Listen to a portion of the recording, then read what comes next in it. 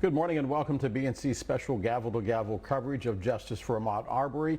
I'm Dale Walters in Washington. We are now in the second week of the testimony in the murder trial of those three white men accused of chasing, cornering, and killing 25-year-old Ahmaud Arbery. Civil rights leader Jesse Jackson just arriving at the courthouse to support Arbery's family. It comes after the defense attorney, Kevin Gough, the attorney for William Roddy Bryant, objected last week to having black pastors, his words, in the courtroom. Reverend Jackson, one of the two pastors named by Gough when he called for restricting those pastors, the other, Reverend Al Sharpton.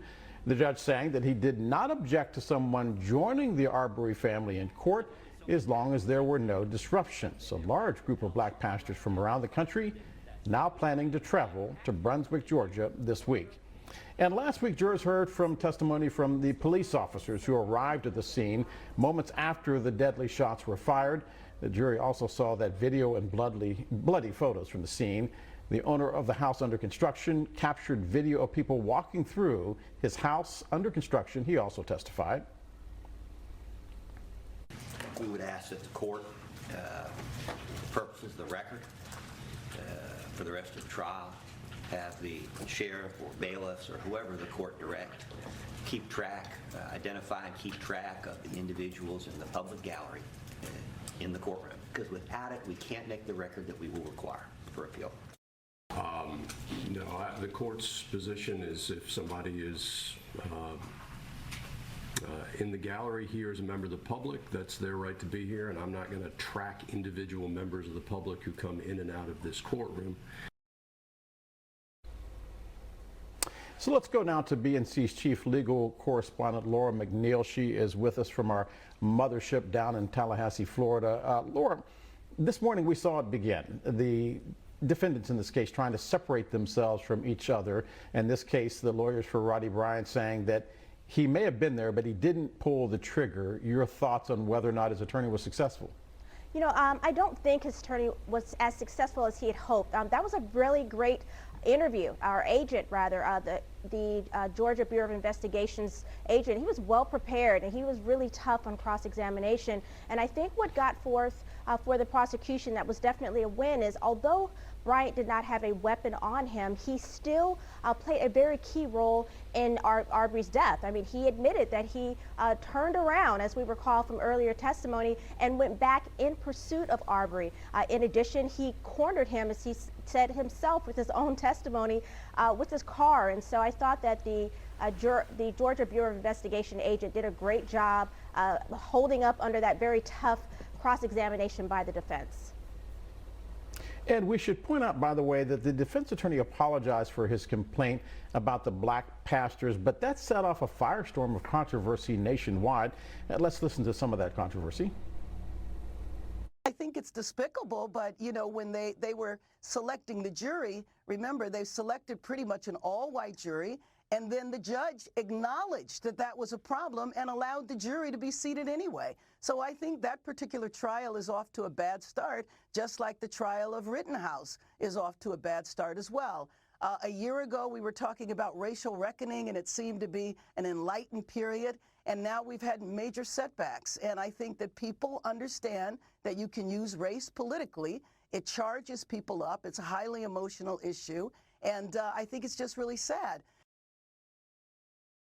Laura, even though they are talking about how sad this is and that race is a factor, so far what we've seen inside the courtroom is that they are not putting the fact on trial that in Brunswick, Georgia, if you believe a young black man has been trespassing inside a house, you believe you have the right to go ahead and chase him, corner him, and kill him.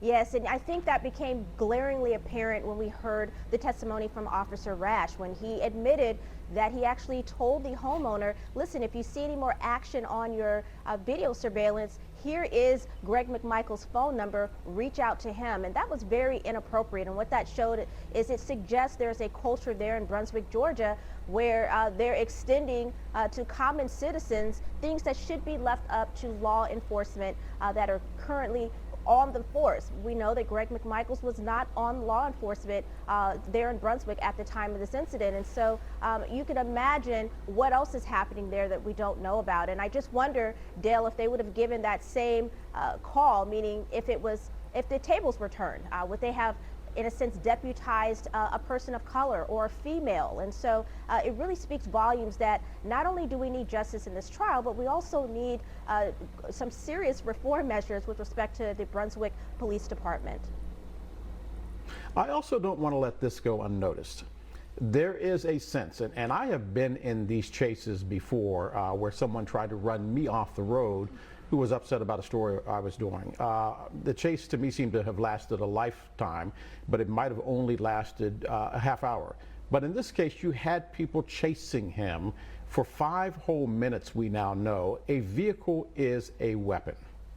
Absolutely, it is a weapon, just like it is with police officers. We have seen with the incident down in, I believe it was North or South Carolina, where they said that the defendant was using his car as a weapon against the police when really he was trying to flee from the scene. So yes, a weapon, a vehicle is considered to be a deadly weapon because it can cause deadly harm. And so I just can't imagine, every time I hear this testimony, what was going through the mind, the terror, the sheer terror of Ahmaud Arbery, seeing that not only is he being chased down by 3 males, armed males, and he's defenseless. As the witness testimony described, he had on a t-shirt and shorts. And so my heart goes out to his family, and although we are required to watch this video as part of the evidence in this trial, it really augments the brutality of the way that he died. And I know that we're expecting to hear testimony from the medical examiner hopefully today, but I can imagine what he's going to say about, again, imagine a shot that close range in your chest, and just how painful and traumatic that was, and just a sad death for Ahmaud Arbery. I want to bring in our other legal expert now, Candace Kelley. And Candace, this morning they tried to separate the defendants. Roddy Bryan's attorneys tried to say, well, okay, my client didn't do what the other clients did, but let's substitute dogs for a truck. And the dogs are barking and they're chasing someone through the woods for 5 whole minutes, and they corner someone. The terror is there. And the other thing is, you did not hear his attorney say, my client called 911 and said that they're trying to kill this young black man. That's right. And all along, we've heard from William Roddy Bryant and his attorney trying to distance himself from the beginning. But then as soon as all the other evidence turned up, they had to change their story. And you're right. Once you track someone down and you're a part of that, you're almost like you're a conspirator kind of in that process. You can't be separated from it, which is why he was charged with false imprisonment. It was his truck that was used as part of the false imprisonment process. He was the one who tracked down Ahmaud Arbery along with the other 2. So you can't really separate them, even though some would say that the culpability is not as much because he didn't have necessarily physical body-to-body contact with him, but he did have physical body-to-truck contact, and that makes a big difference. He didn't call 911. He says that he aligned himself with Ahmaud Arbery and was hoping for justice for his family. But again, until that evidence turned up, we saw otherwise, and that's the difference here, and that's exactly why he was charged. Just because he was in that truck and he was shooting from his phone from afar doesn't mean he is not as culpable as the other co-defendants. They really are one and the same. His attorney will ask for him to be separated, but that will not happen. It's really too late in the game, Dal. Candace, let's talk about what we as African Americans might want and what we as African Americans have in the way of this jury and the outrage over the black pastors. We know that Jesse Jackson, the Reverend Jackson, is in the courtroom this morning, but is there a possibility that all of these pastors showing up in front of this jury, 11 whites, 1 black, can actually hurt the family's chances of getting a guilty verdict in this case? I don't think that it will hurt at all. And in fact, it really just sheds light on how the justice system works.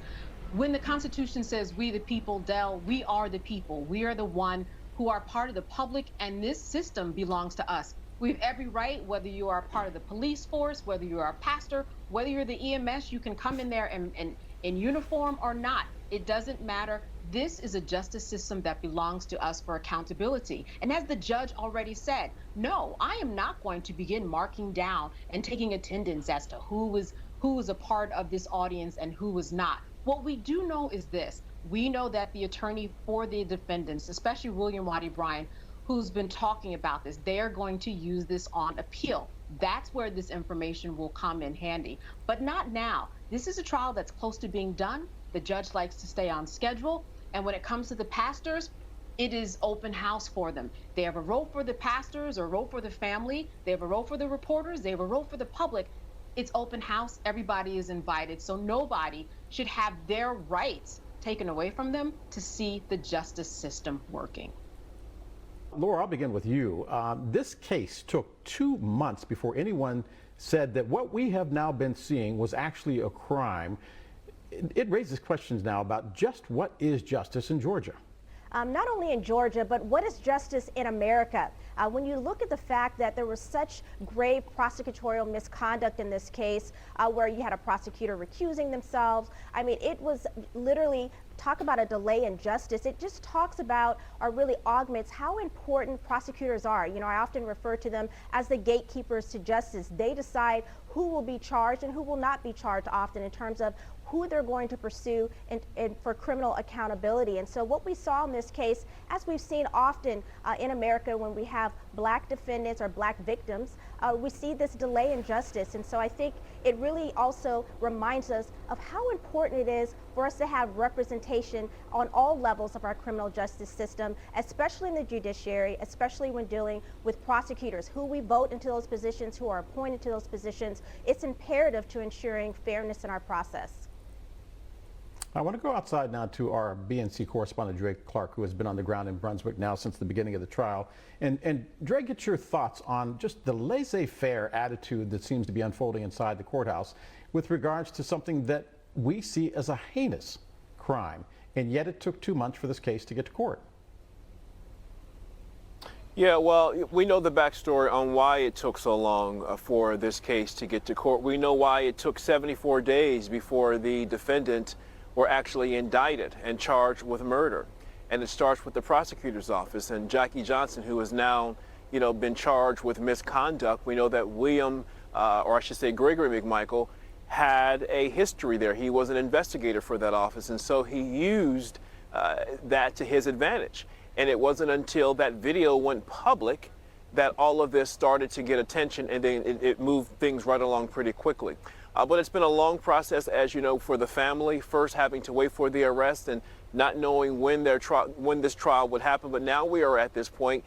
And then you get inside the courtroom. When you talk to Ahmaud's mother, she says, day after day, it's frustrating because of things that happened last week, for example, where she's being told who she should bring into the courtroom with her, or his father saying things like, they're blaming me for wearing a button and I didn't have on a button. So they're dealing with all kinds of things. And the bottom line is they just want justice for their son because they waited so long to get to this point. Del? Candace, Kelley, I'll begin with you this time. Laura McNeal is with us as well. But Candace, as I listen to this case and I hear one of the lawyers say, we need more Bubbas on the jury, 11 white jurors, 1 black. Then you have, we don't want the black pastors in the courtroom. There is a side of me as a journalist that is screaming right now in Washington, Merrick Garland and the Justice Department Civil Rights Unit, where are you, and are you already on the ground? Your thoughts? Listen, I think that when the pastors get together this week, they're going to be discussing more than just the Arbery case or a prayer vigil. They are going to be talking about what's going on in our justice system, just like you said. How in the world do we end up with 11 white jurors and 1 African American? And then you have the judge agreeing that he did agree that there was some type of intentional discrimination that he thought took place, yet we still were able to proceed with this jury. This is why we have laws in place. And I think that we are going to be looking at the justice system, whether it's Kyle Rittenhouse, whether it's this, whether, we look at other cases that are ongoing and will be coming to see what do we do about peremptory challenges? What do we do about how judges behave? What do we do about how attorneys behave? All of that is also on trial right now, Del. And as you said, Merrick Garland, where are you? When it comes to justice and carrying it out, this is where it begins. So what do we need to do in order to reassess our justice system? Besides the verdict out of this case, we are going to get that. We are going to get a magnifying glass on what's going on with the system. Between Rittenhouse and this case and the judges and the attorneys and how they are acting, something needs to happen. Something needs to change in order to make sure that justice is achieved. As we've talked about before, Arizona is a state that doesn't even have peremptory challenges. Thurgood Marshall, when he was alive, he spoke on record that if we want a fair justice system, we get rid of the peremptory challenges so that we won't be in a situation that we are just like now, Del. Laura, when millions took to the streets for the George Floyd protest, it was assumed that they were talking about police and police only. And as the trial unfolded, you and I discussed this at length, the entire criminal justice system does not work for Black America. And we can argue about there are good points and bad points on both sides, but the truth of the matter is, what we're seeing in Georgia, we fear, is not an isolated incident. Yes, and unfortunately, it's not an isolated incident, and we know this just as members of our brown and Black communities. How many names can we mention, from Eric Gardner to George Floyd, as you mentioned, to Dante Wright, and that long list of both Black men and women that in some way have been harmed. And so whether it's at the hands of police or these citizens like Judge Zimmerman, from the Trayvon Martin, who decided he was going to be a police officer and go after a teenager. And so I think that what this is saying to America is enough is enough. We need to stop talking about the need to reform our criminal justice system and actually get some things in place. We know that the George Floyd Justice and Policing Act has yet to be passed. It's not even at this point on the table. And that speaks volumes about the lack of commitment, Dale, to not only acknowledging that the system needs reforming, but actually doing something about it. And I think what is so jarring to me about the Ahmaud Arbery case is I have to ask myself, how many more names do we have to add to that list before something is actually done? All right, Candace, let me put you lawyers on the spot. When we journalists make a mistake, we print a retraction. And if we don't print enough retractions, people stop watching, they turn us off if we're on television. We have a moral obligation to get it right. If this system is not working for Black America, what are you lawyers going to do about it? Who do you want to go first? Want me to go first? Okay, Candace, Well, you take it first. Well, you know what?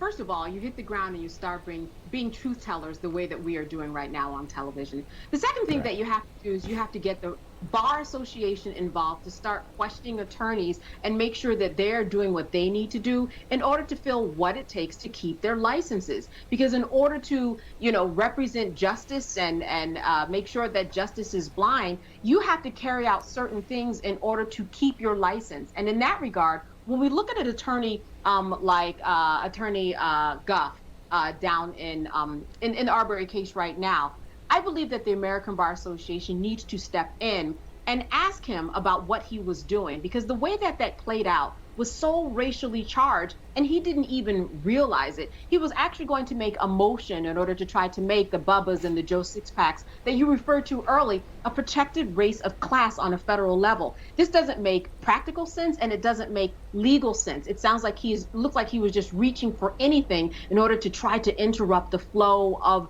the judicial system. So in that case, we have to have the American Bar Association on it, and we also have to have a group of people to get behind and tell Merrick Garland, you need to come and you need to do something with the justice system the same way that you've done with the policing system. You have gone into several states as it stands right now in order to assess what's going on there. You're doing drive ride-alongs with police officers. You're questioning police officers who are retired, who are current. You're questioning people in the community to see what is going on. The same thing needs to be done, as you said, with the justice system, and to figure out with these attorneys, what are the thresholds that you have to meet in order to be a good attorney and represent your profession well. Laura, I'm curious, because I know that you shape young minds at Columbia University with regards to law. Are they now becoming jaded and calloused at the profession that they are talking about going into because of what they're seeing in cases like George Floyd and Ahmaud Arbery and yes, Eric Garner and all of the others?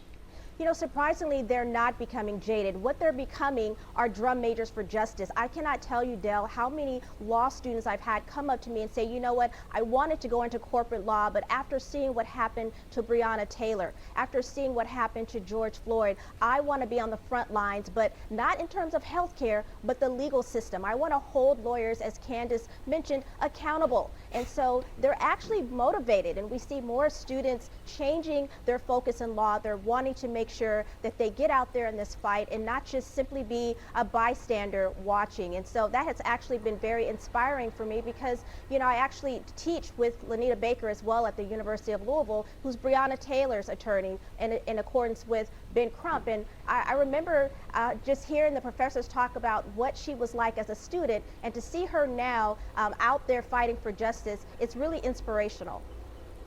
You know, Del, what's also happening in the also, classrooms. Go ahead. Oh, yeah. What's also happening in the classrooms when I teach students about the law is that we don't need to look in the books anymore, right? We can just look in the headlines and see the law playing out, which is really wonderful. To not have to look at a case from the 1970s or 80s, you can just turn on your TV and you can be actually involved in the system. You can understand what's going on. The terms that you are learning in the books, they are seeing being played out when they turn on the TV every night. So it really makes a difference that we have we are in this environment that is encouraging young people, as Laura said, to kind of change their minds about how they see the system overall, and to see how they actually can become players in changing the system, because it has been young people, after all, who have made so many changes and have been kind of the undergirding reason as to why changes have been made when it comes to hitting the streets and making sure that justice is spoken for. And Candace, I'll continue with you, but on this particular point, as a journalist, I know that sometimes when stories involve African Americans, and there is a pattern that emerges involving African Americans, people will say, when are the black civil rights leaders going to do something? When is the black community going to get upset? Is there not a point where we should ask the same question of white America? When are you going to look at the system and the inequality between the way it treats black people and the way it treats white people, and say, why do black voices always have to be the ones that point this out? The justice for Ahmaud Arbery is not justice for Ahmaud Arbery because he's black. It's justice for Ahmaud Arbery because, for all intents and purposes, he was lynched in Georgia in 2020. Del, exactly. It's not because he's black, it's because the system is broken. And because the system is broken, we all need to be out there. But let's look at what went on with the George Floyd protests. We could not have done that without white people, without young people, without everybody hitting the streets. I mean, it was a crazy perfect storm of events because everybody was home and they had the opportunity to really engage in what was going on their screens, and also having the time to go out and actually march. They weren't at work. But we couldn't have done it without all of these people. We couldn't have had what people are referring to as a reckoning, though we know that's not true, or else we would see that play out differently now. But we would not have had that at all with all boots on the ground, all races, all ages, all genders. There is no way. It is time, it is past time, as you said, for everybody to take part in the process. It is not just a process that belongs to us. In fact, if it belonged to us, it would have changed. Brown and black people are not the problems here. The people are outside of us, looking at us and perceiving us in a way that makes them act in this way. It's also a time where people have stopped talking about it. Like you said, are we going to stop talking about it? When do we actually do something about it? That rests on the shoulders of everyone who is out there. Or else, how can you make change? You know, we see police systems that are now voting on whether or not they want public safety or whether they want police, you know, that put in place, and they're voting for police. In some areas, like up in Ithaca, they've changed the system and they're modernizing the way of policing the community. Those types of action steps are what is needed at this time. Changes as opposed to talk, and I think we are seeing a little bit more of that, but everybody's boots, Del, have to be on the ground. Unless you think we are being hyperbaric, Laura, I'll begin with you.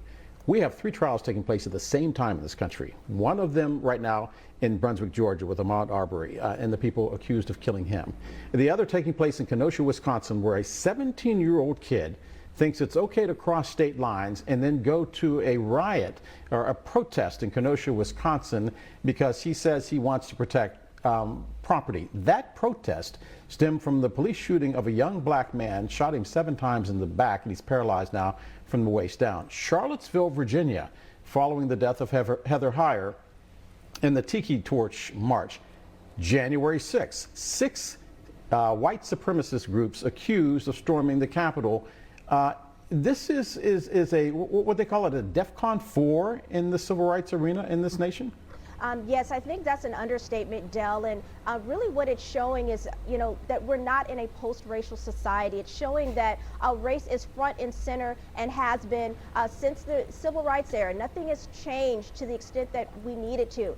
Yes, we passed historic legislation such as the 1964 Civil Rights Act, but the reality is when we look at the numbers, when we look at the raw data, not just in our criminal justice system, but across the board, people of color are disadvantaged in housing, in education, as well as in the workforce. And so it just shows that, as Candace was saying, in terms of we need change, my question is, how can we get that change on a national level? I do see pockets of reform, acknowledgments. Again, we obviously got a positive outcome with the George Floyd killing with a guilty verdict for Derek Chauvin, but how many other individuals out there are not necessarily making national media? And so, the fact that we have all these trials going on at the same time just shows us again that race is still front and center, and more important, what are we going to do about it?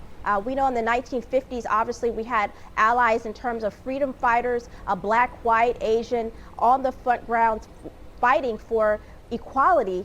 But how do we make that happen now? I mean, we saw it this past summer. Obviously, people for the past 2 summers have been on the streets, marching for justice, protesting. But what has actually been done? What has actually changed? And so that is what I'd like to hear from our elected officials. What are they going to do to put forth national change?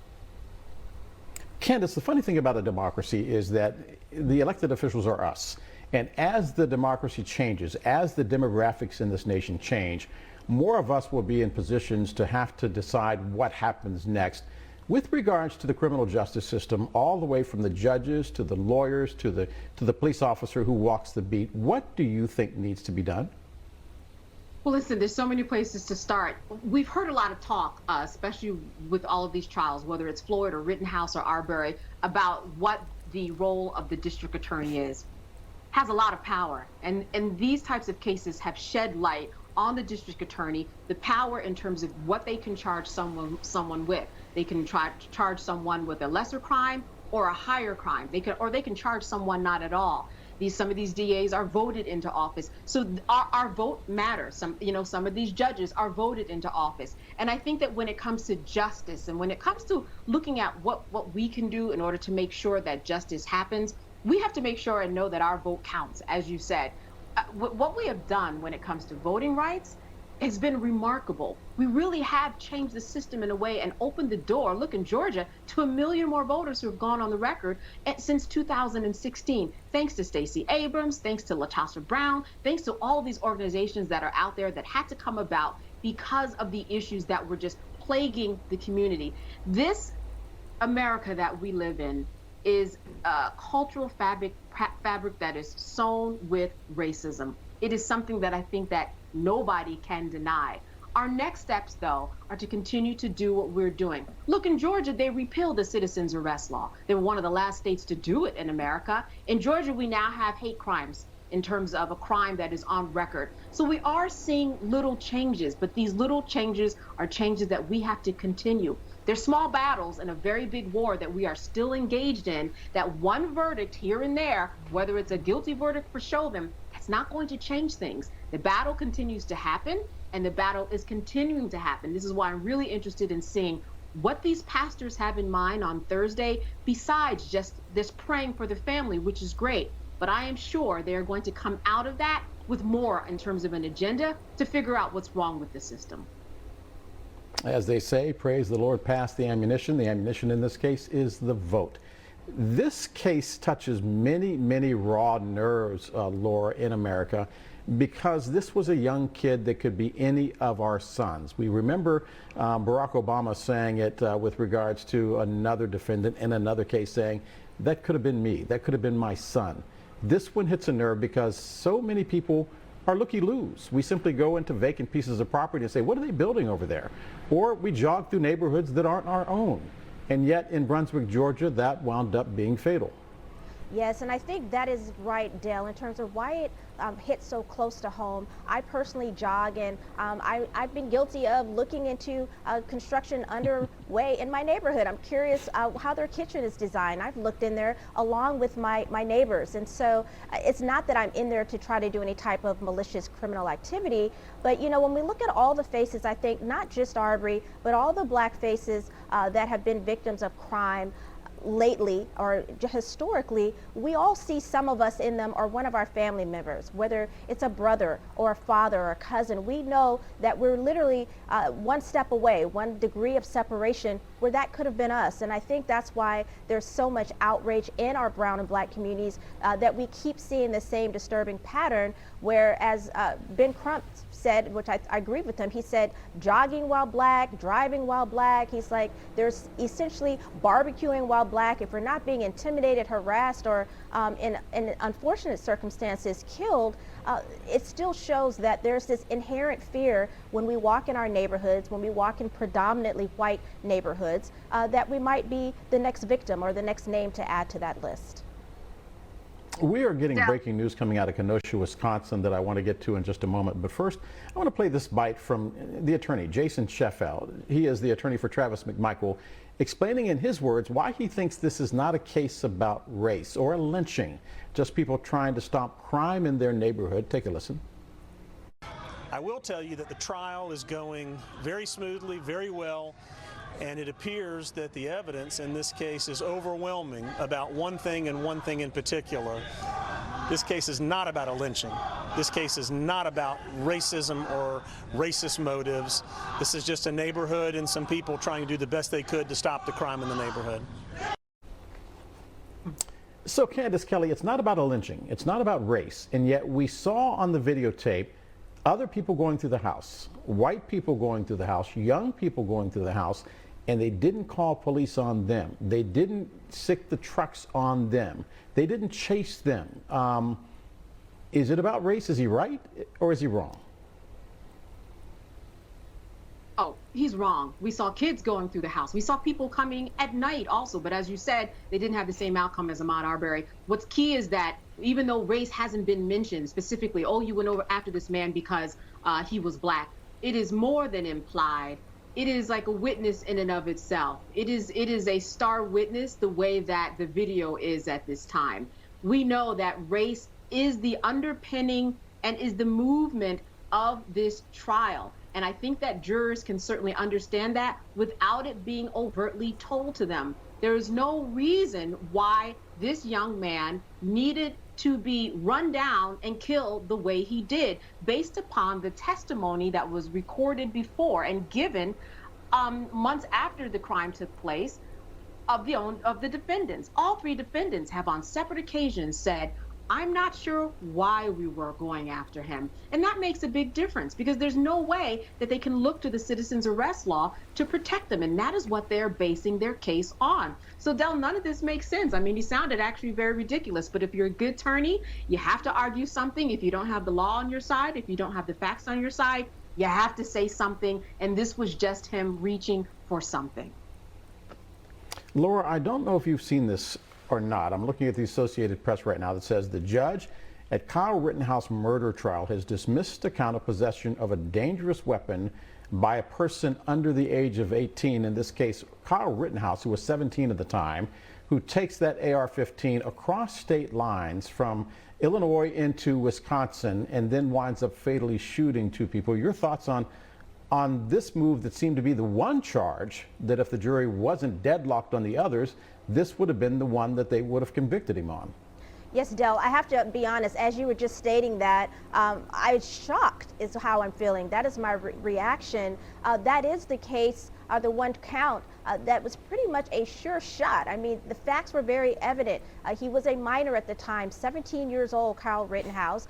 He was unlawfully carrying a weapon. Yes, Wisconsin is an open carry state, and adults, again, those 18 and older, have the right, if they have a permit, to carry weapons openly, but that's not the facts here. And so I think it's very disappointing. Again, I don't know the judge's rationale since this is breaking news, but what it does is it creates more concern, as we've seen throughout this trial, for the ability of Judge Schroeder in this case to be impartial, the ability of Judge Schroeder to provide a courtroom environment that is fair to all parties involved. And this really seems like a very slanted or biased decision on his part to dismiss this case. Again, I don't know the judge's rationale. I'm actually really interested, obviously, in knowing how on earth could he justify dismissing that case. And what it does is it does not bode well for the prosecution, who we know earlier in this process asked the judge if they could amend the current charges and add some lesser charges, which suggests that the prosecution is concerned on whether or not they're going to get a guilty verdict in this case.